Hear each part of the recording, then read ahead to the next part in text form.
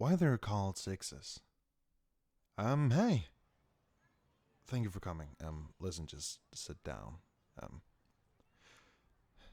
I've wanted to tell you about my life and the strange things I've seen, but before I do, you gotta understand. My actions in the end absolutely had their reasons, alright? Okay. Yeah. Listen, just wait a second. I have it written down here. Okay. I was born to a single mother. She was only 15 around the time I was born, and she wasn't exactly ready to be a mom. Apparently, my dad was even less ready, because his parents ended up sending him to a boarding school, so he wouldn't have to be responsible for me or my mom. We were mostly supported by her parents, though, but otherwise we were completely alone. I started discovering my gift when I was about 5 years old. My great grandmother had just passed away, and I felt really confused when I walked into the viewing room in the funeral parlor and saw my gran sitting in the chair next to her own casket. At that point, I had already grasped that death meant that you were gone forever. And yet, there she was. My confusion was overpowered with my relief. Approaching her, she seemed different. There, but not quite the same. Like when you're picturing something in your head, your eyes are open and you're clearly seeing what's in the room, but something's entirely different at the same time. She whispered in my ear, kissed my forehead, and disappeared. I walked up to my mom and asked her about the roses in Italy as Gran instructed. To this day, I still don't know what that meant, but it was something important enough to make my mom fall to her knees. She held me, and that was the only time that I remember feeling like she truly loved me.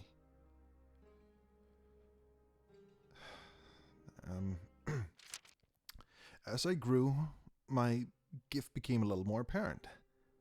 I'd see people I wasn't supposed to see in everyday situations. A few would even notice and follow me home. I didn't mind.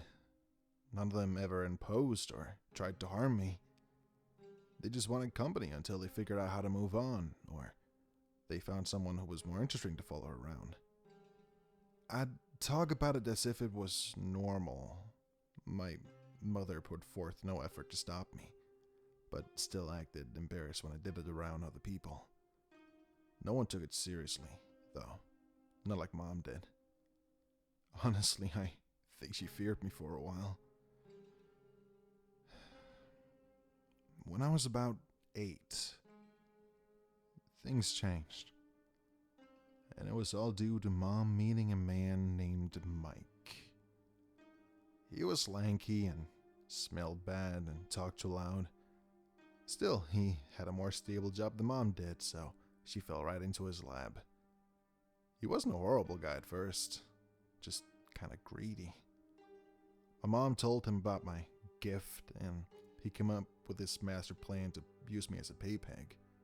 Post my name up in the phone books as the world's youngest psychic. I don't know if he even believed my gift was real at first, but he learned otherwise eventually. Well, anyways, that's how I started talking to dead people in my living room since I was just beginning to learn multiplication. It was fun at first, when it wasn't the same old tell my mom I love her bullshit. There was a case when I was 13 where I was seeing a family who believed the spirit of a 4-year-old girl was haunting their house. They claimed they didn't intend to make the girl leave. They just wanted to learn more about her so that they could make her feel more comfortable in their home. When I walked into the house, there was definitely no little girl. There was, however, a gray non-human entity crouched on the 17-year-old son's back.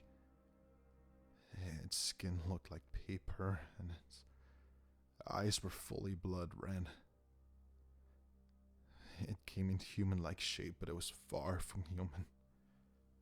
These humans were called sixes. Sixes are souls that were never human. They were created out of pure sorrow and hatred. Their negative emotion embodied into an evil spiritual being.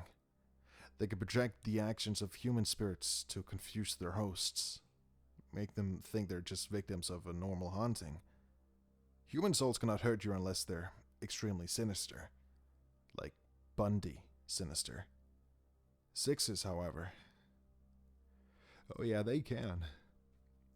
Along with several other non-human entities that I don't really want to talk about right now, but yeah, they suck every emotion out of you and radiate so much of their own sorrow and hatred. Until you either kill yourself or you commit a crime so horrible you'll likely get the death penalty. They usually go after evil, corrupt, or just plain miserable people. They're called sixes, by the way, because you'd usually only last 6 months before you lost it. I'm gonna get a little personal here. I think I started resenting my mom when I was 16. I'd gotten tired of the job, obviously, as everyone would. Everyone in town knew me. All the kids at school called me a freak. By this point, Mike had started to drink away all the money that people paid me to tell them that their grandmother loved them or that their dead child was in a better place. He became violent, angry. He hit my mom, and she just took it for a while. Then she started to blame me. She would even say this, okay? If you would have never started talking to fucking Casper, maybe we wouldn't be in this situation. Completely ignoring the fact that he, her boyfriend, was the reason, not mine.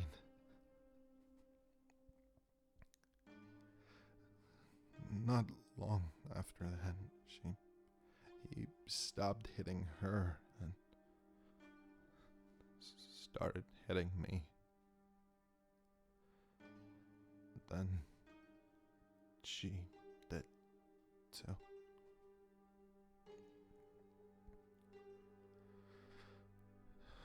Only months later did I start seeing sixes roaming around whenever my parents were near. I watched this without a word. I didn't say anything. Still allowing them to escort me to jobs.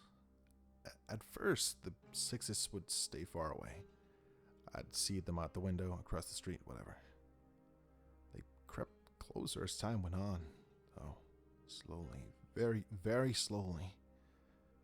My curiosity heavily outweighed my fear. I had only ever seen them on people's backs, not just standing there. I became a bit more startled when they stood at our windows. They knew I could see them, but they disregarded me. I said nothing to my mom the day I watched one crawl onto her back and latch its gaping teeth mouth onto her shoulder. I wasn't surprised when I saw another one on Mike's back later that day. I thought about telling Mike and my mom, calling up a specialist to help get rid of the sixes that had only just begun to drain my sad excuse of a family. Just get it all away from. But then I thought about finally being alone. Never having to do jobs they told me to do. Never being subjected to a drunken lecture about my responsibility to support my family. Never explaining my bruises with the danger.